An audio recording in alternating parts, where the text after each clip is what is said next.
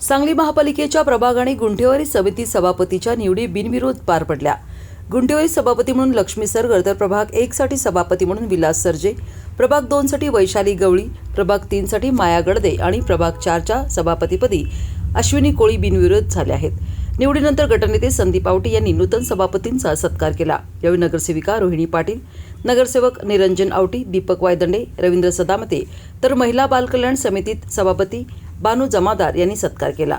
यावेळी नगरसेविका साक्षी बोरगावे, अश्विनी कदम, अश्विनी कोळेकर, प्रार्थना शिंदे, मीनाक्षी पाटील, नसीम नाईक आदी उपस्थित होत्या। नाही, आज ज्या प्रभाग 4 प्रभागांच्या निवडी झाल्या, तसेच गुंठेवारी सभापतींची आज निवड झाली।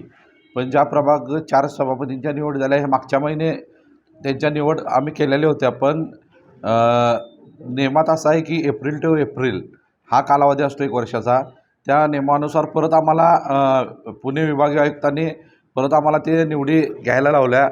त्याचबरोबर आज आमच्या त्या 4 प्रभाग समितीच्या 1, 2, 3, 4 अशा परत निवडी पार पडल्या। त्यातल्या जे आमच्या हक्काचे 2 प्रभाग सभापती आहेत, ते आम्ही परत तेच रिपीट केलेले आहेत। गडदे वहिनी असतील किंवा गवळी वहिनी असतील। तसंच गुंठेवारी सभापती हे लक्ष्मी सरगर वहिनींना आम्ही तिथं गुंठेवारी सभापती म्हणून हे केलेलं आहे।